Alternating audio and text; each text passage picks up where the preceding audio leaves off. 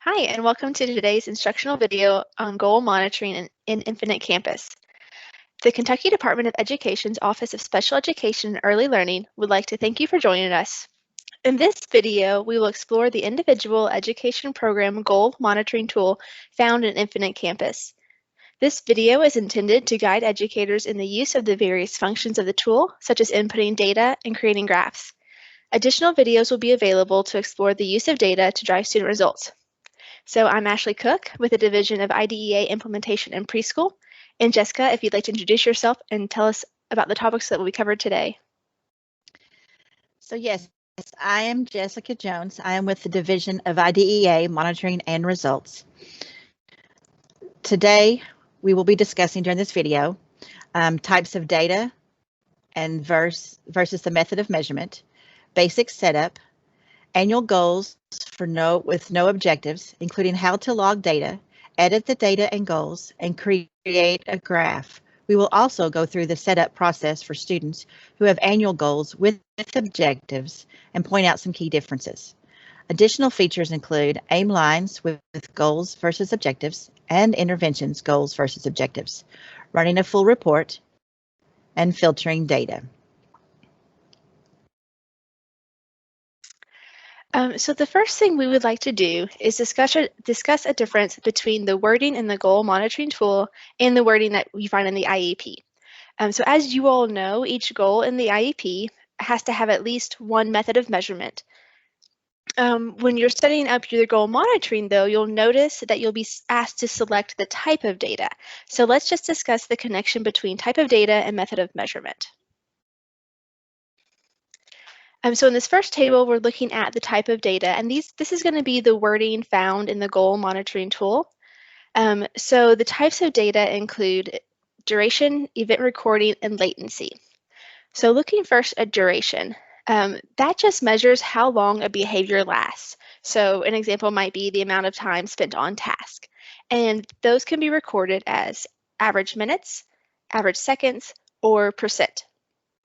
The next type of data is event recording, and that's just the number of times or at what percent a behavior occurs. And so some options for how that can be recorded is frequency, percent, or rate. And finally, latency would mean measuring how long it takes for a behavior to begin after a specific verbal prompt or event has occurred. And that will be measured in average minutes or average seconds.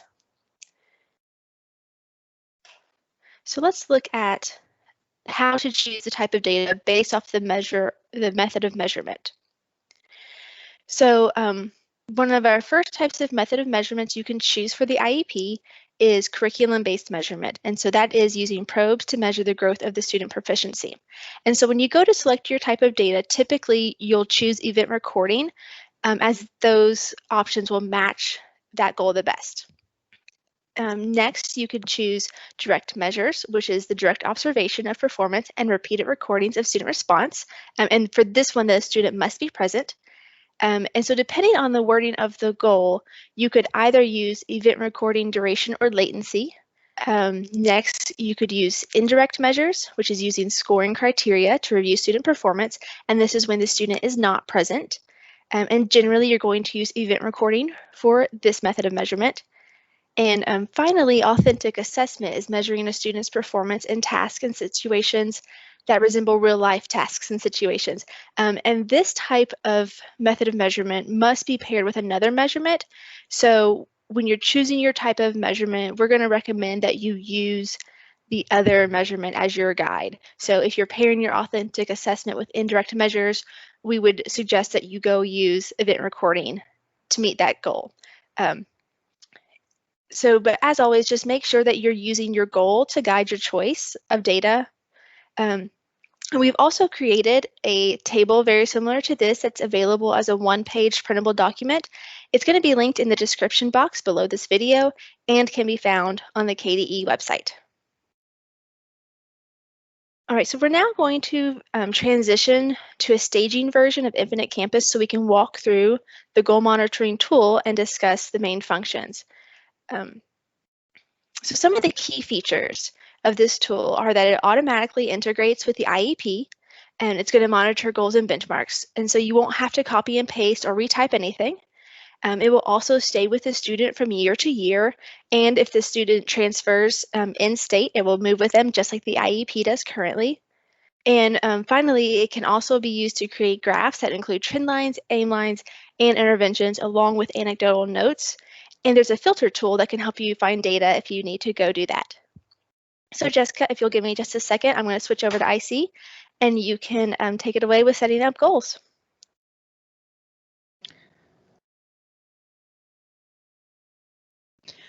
Okay, so to begin the process, you would first sign in to IC.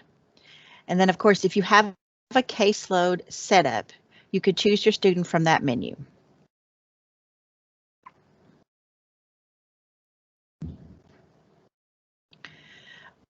Otherwise, you will search for the student in the search bar and select that student.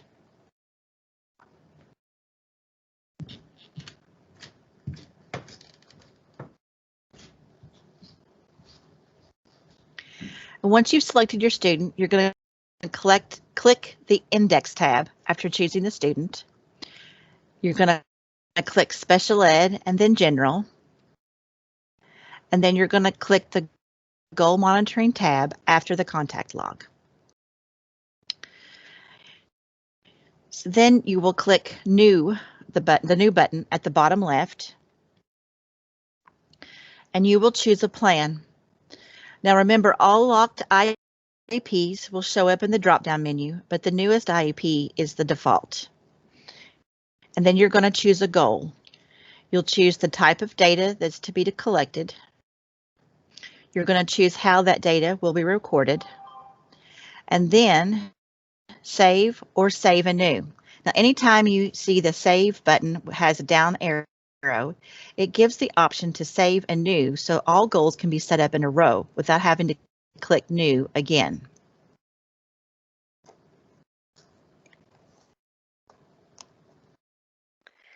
All right, once you have your goal set up, you can start inputting data. So if you notice, we have our old IEP below the newest one, so I can collapse that one to help us focus in on just the one we're working on. So when I'm ready to input data, I just come over to log, and it brings me to our goal slash objective page. At the top of the page will always be the plan with the dates. It will remind you of the type of data and how the data is being recorded, and then the goal is also written out. We're going to come back to the aim in a little while. So you scroll down to data entries, and when you're ready to input data, you simply click new. A sidebar will pop up, and you want to select the date of when the data was recorded. So let's say this one was from last week. Whatever the data was. And then you have a couple of optional boxes. This first drop-down box is going to ask, is the progress to date adequate to meet expected mastery of the goal or objective? So this one is a yes or no. Like I said, it's optional, and it may be one that you want to go in and do later after you've had the opportunity to evaluate your data. In the comments box, you can include any sort of anecdotal information that may help you keep up with what was happening on this date. So in this example, this is a reading goal. So I am just going to include a quick note that says 8th grade level passage. And when I'm ready to save, I can click save, or as Jessica said earlier, our down arrow always gives us the option to click save and new. So if you're someone who likes to put in data once a month or every other week, you're able to do that without having to come in and back out. I will tell you that however you put in the data is the order it will be in. So if you want your data to look chronological on here, you would need to put it in that order. So I'm just going to click save for now. And then I can see my data point with my actual data amounts and any comments that I have. When you want to see a preview of your graph, you simply click preview at the bottom and a pop-up screen becomes available. This isn't a great graph because there's only one data point, but I also want to show you if you need to ever go in and edit your data, you can click on it. It pulls it right back up. If you need to change your date or what the percentage was, if you made an error in a recording, you can always do that. Or if when you're starting to learn how to use this tool, you want to go in and play around with some options, you can always delete these. So if you just click delete, it'll ask you to delete or keep, and you want to choose delete, and it goes away completely. When you want to go back to your home screen of your goals, you click cancel. And you also have the option to edit your original goal. When you click edit, it brings it back up if you need to change the type of data or how the data is recorded, or if you don't have any data recorded to go along with that goal, you can also delete the goal entirely. If you come to a goal that you have data already recorded, it will not let you edit anything. So you don't have to worry that you're going to go in and accidentally delete, all of the data entries you've already had. You would have to go in and delete everything from that goal before you could delete the entire goal. And let me just go in here really quickly and show you what this graph will look like with several data points. So again, I selected log, and these are several data points. As I mentioned earlier, these are not chronological, but you'll notice when I do click preview on the printable page, they will be chronological now. So this is just a basic graph. Our blue line shows our data. It automatically generates a trend line, and all of your anecdotal information and your data points will be chronological and along with that graph.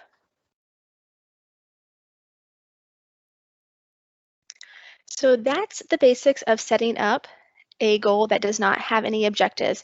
We are going to switch over to a different sample student so we can walk you through this process with a student that has objectives. So from the Goal Monitoring tab, you start the same way as for a student without objectives.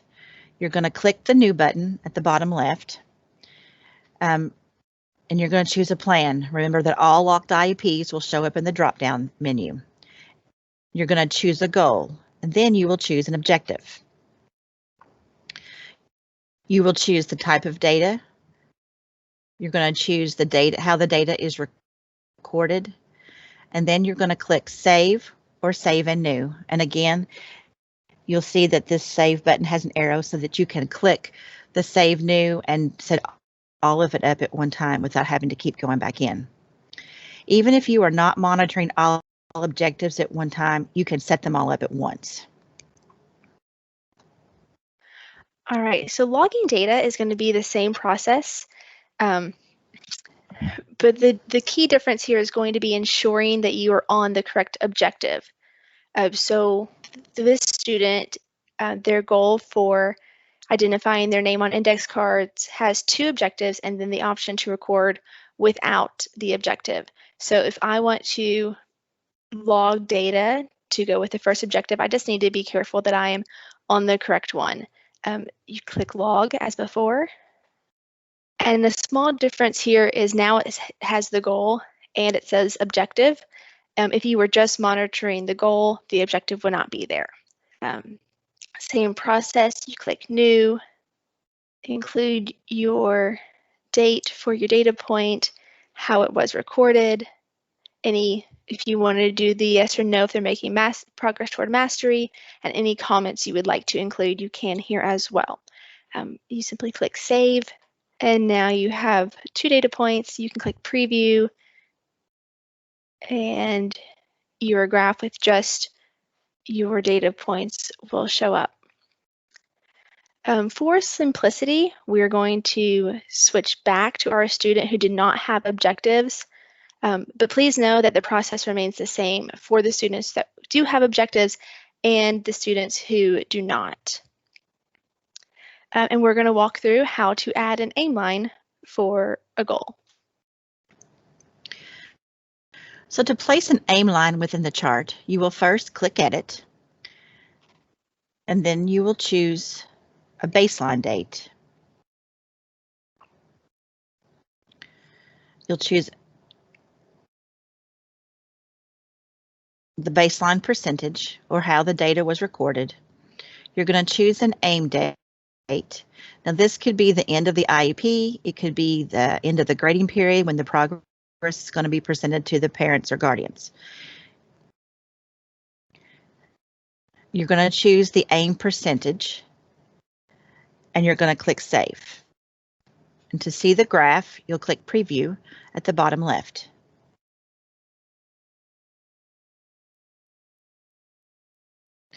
And you'll notice that the blue line is our data points, the yellow line is the trend line, and the green dashed line is the aim line that we just placed into our chart. All right, the third thing you can add to the graph is interventions. So anytime you change the interventions for a student, you want to make sure you record that on your graph. So you scroll all the way to the bottom of your goal page, you click New, you will select the date that the interventions started, and then in the comments, you're going to put how will the specially designed instruction be modified based on the student's lack of progress towards mastery. So it's just important here to ensure you're not changing the SDI, but changing the way the SDI that the ARC decided upon is approached. So for example, if this student has explicit instruction in summarizing strategies listed in the IEP, it would be appropriate to modify that strategy by going from a written summary to a verbal summary. But changing the overall SDI would not be appropriate. So for this case, that's what I'm going to put in these comments, that the SDI we've been working on is the explicit instruction in summarizing strategies. And then starting on November 12th, we began using a summarizing chart to write out the summary before answering comprehension questions. As always, you have the option for Save and New, or to simply click Save. And now when you select Preview, your graph will include a red vertical line to indicate that is the date that an intervention was changed. It is also included within your anecdotal comments and notes with around the data points. All right, so we're going to go back to our full page so Jessica can walk us through how to run a full report. So when wanting to print a report for parents or teachers, you will first choose Report from the bottom of the page. You're going to choose the plan for which you want the data. You're going to choose the start date.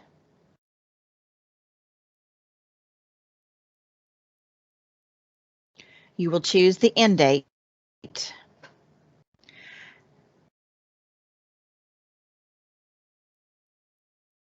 And when the dates are entered, the goal and objective will populate.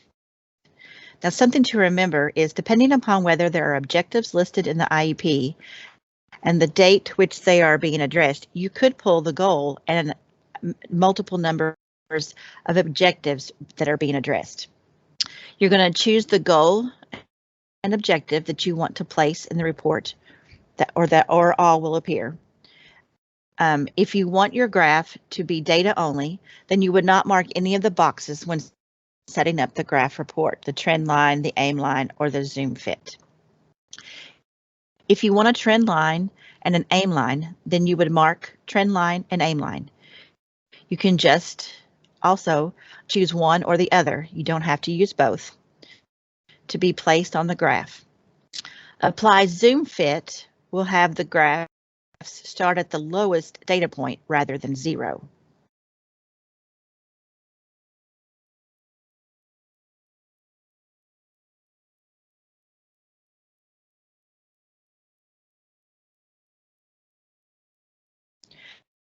Using the zoom fit can make your data appear exaggerated.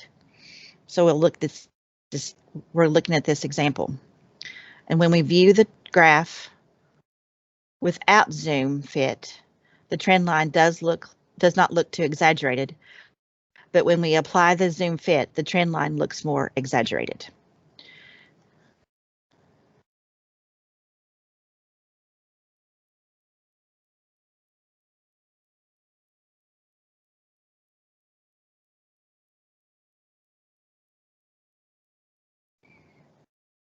And this is the zoom fit.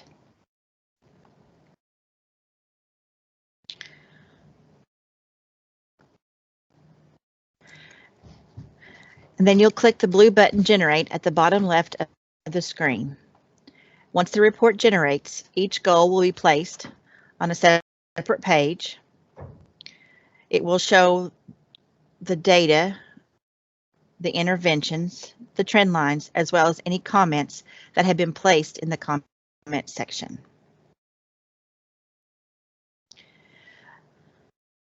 And then the same process for students with objectives is used when previewing generating your report. This Use AIM Dates button is fairly new, so when you choose that, it'll automatically show the AIM line along with your report.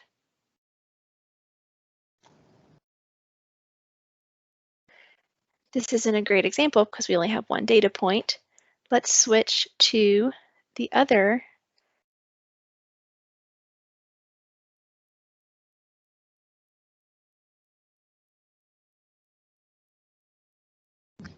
And now it's using all of the dates within the AIM line, even though we only have dates for this first part.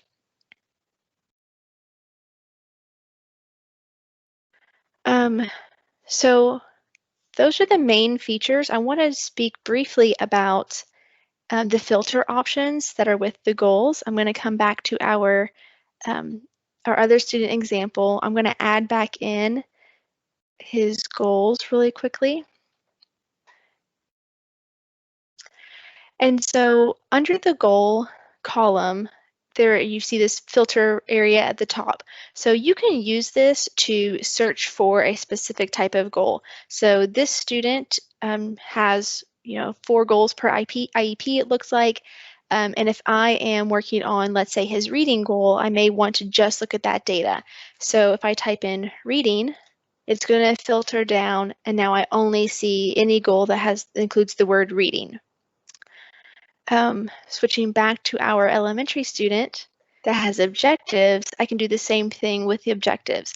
If I know I am only monitoring objective number 1 right now, then maybe I want to search for just one, and it will narrow down my options and help me stay a little bit more focused.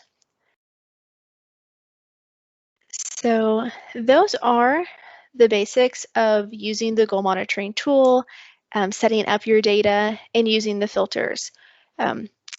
This process is still being updated occasionally. So if you come across any questions or if you need any support, Jessica and I are more than happy to help you. You can email or call either one of us. And we appreciate you watching our video, and thank you so much.